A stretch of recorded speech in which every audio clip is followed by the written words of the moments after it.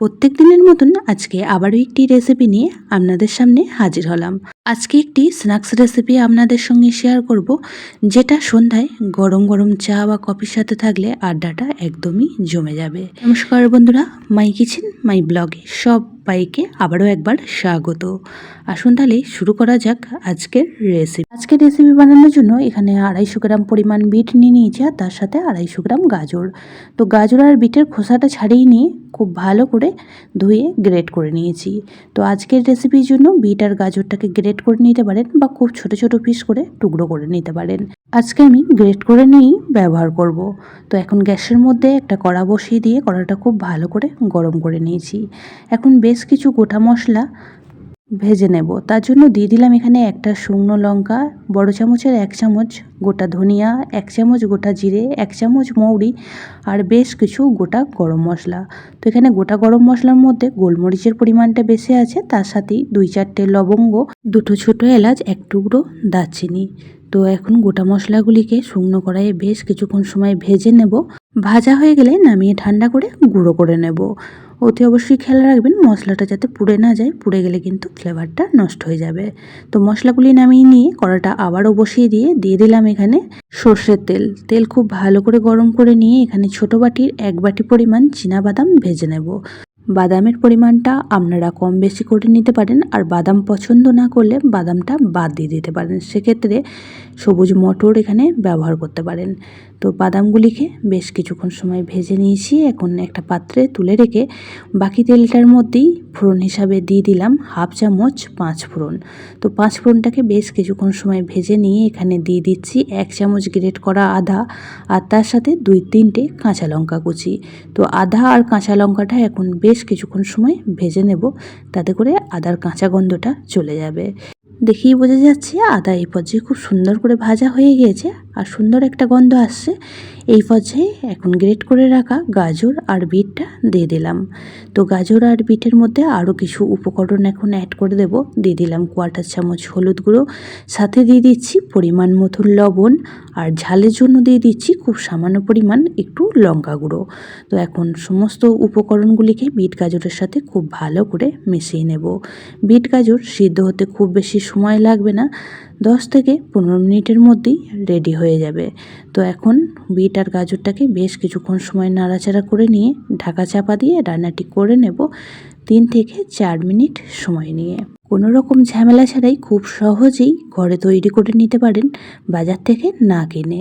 বানানোর পদ্ধতিটাও খুব সহজ, আর ঘরে থাকা সামান্য কিছু উপকরণ দিয়েই তৈরি হয়ে যায় আজকের রেসিপিটি। তো 4 মিনিট পর ঢাকাটা খুলে নিয়েছি, আর দেখেই বোঝা যাচ্ছে বিট আর গাজর খুব সুন্দরভাবে সিদ্ধ হয়ে গিয়েছে।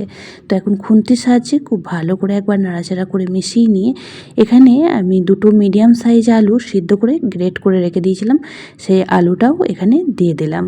তো আলুর পরিমাণটা আপনারা কম বেশি করে নিতে পারেন। তো আলুটা দিয়েও এখন খুব ভালো করে মিশিয়ে নিচ্ছি। আজকে আমি বানিয়ে নেব ভেজিটেবল চপ। তো সন্ধ্যের আড্ডায় চা কফির সাথে যদি এরকম ভেজিটেবল চপ থাকে, তাহলে কিন্তু আড্ডাটা একদমই জমে যায়।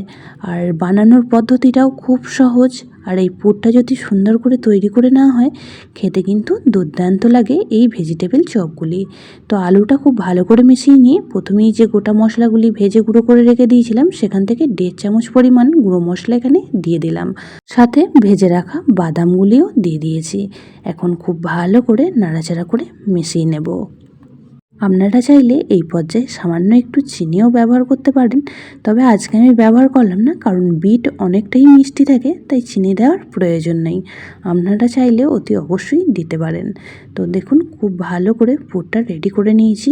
পুরটা নামানোর আগে এখানে আমি দিয়ে দিচ্ছি 1 চামচ টোস্টের গুঁড়ো। এই টোস্টের গুঁড়োটা দিলে পুরটা কিন্তু খুব সুন্দর তৈরি হয়। অনেক সময় বিট দেওয়ার কারণে পুরটা একদমই নরম হয়, তো সেক্ষেত্রে নরম হবে না। তো আপনারা টোস্টের গুঁড়ো বা বিস্কুটের গুঁড়ো বা ব্রেড ক্রাম্ব যেটাই হোক এখানে অ্যাড করে দিতে পারেন 1 থেকে 1.5 চামচ। তো পুরটা দেখুন কড়া ছেড়ে উঠে আসছে, একদমই পুরটা রেডি হয়ে গিয়েছে। এখন কড়া থেকে নামিয়ে নেব, আর খুব ভালো করে ঠান্ডা করে নেব। পুরটা ওইদিকে ঠান্ডা হতে হতে এদিকে আমি নিয়ে নিয়েছি একটা বাটি, আর বাটির মধ্যে দিয়ে দিচ্ছি এখানে 3 চামচ কর্নফ্লাওয়ার। তো এই কর্নফ্লাওয়ারটার একটা ব্যাটার আমি বানিয়ে নেব। তো আর একটা প্লেটের মধ্যে এখানেও দিয়ে দিচ্ছি 2 চামচ পরিমাণ কর্নফ্লাওয়ার। তো প্রথমেই যে 3 চামচ কর্নফ্লাওয়ারটা নিয়েছি সামান্য একটু জল দিয়ে একটা ব্যাটার রেডি করে নেব। তবে ব্যাটারটা খুব বেশি পাতলা করলেও চলবে না, খুব বেশি ঘন রাখলেও হবে না। ব্যাটারের ঘনত্বটা আপনাদের দেখিয়ে দিচ্ছি, ঠিক এইরকম রেখেছি। আর এদিকে আমি নিয়ে নিয়েছি টোস্টের গুঁড়ো। তো আমি ঘরেতেই টোস্টটা মিক্সিং জারের মধ্যে ঘুরিয়ে এই গুঁড়োটা তৈরি করে নিয়েছি। আপনারা চাইলে টোস্টের গুঁড়োর পরিবর্তে ব্রেড ক্রাম্বসও ব্যবহার করতে পারেন। পুরটাও সুন্দর ঠান্ডা হয়ে গেছে। এখন পুরটা থেকে কিছুটা অংশ নিয়ে নিচ্ছি আর ভেজিটেবল চপের মতো শেপ দিয়ে নিচ্ছি। আপনারা চাইলে গোল শেপেও বানিয়ে নিতে পারেন বা আপনাদের মন পছন্দ যে কোনো শেপ করেই বানিয়ে নিতে পারেন। তো একটা তৈরি করে নিয়েছি। তো প্রথমেই যে শুকনো কর্নফ্লাওয়ারটা নিয়েছিলাম সেই কর্নফ্লাওয়ারের মধ্যে খুব ভালো করে একবার কোট করে নেব। তো এইভাবে যদি ভেজিটেবল চপগুলি বানিয়ে নেওয়া হয় একদমই পারফেক্ট তৈরি হবে।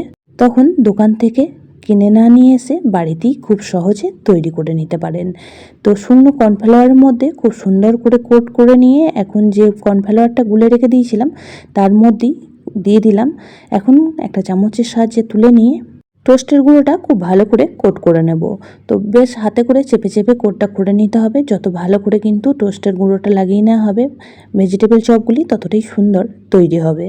তো একই রকমভাবে এখন সমস্তগুলি বানিয়ে নিয়ে ফিরে আসব। তো আবারও একটা বানিয়ে আপনাদের দেখিয়ে দিচ্ছি যে কিভাবে বানিয়ে নিলাম।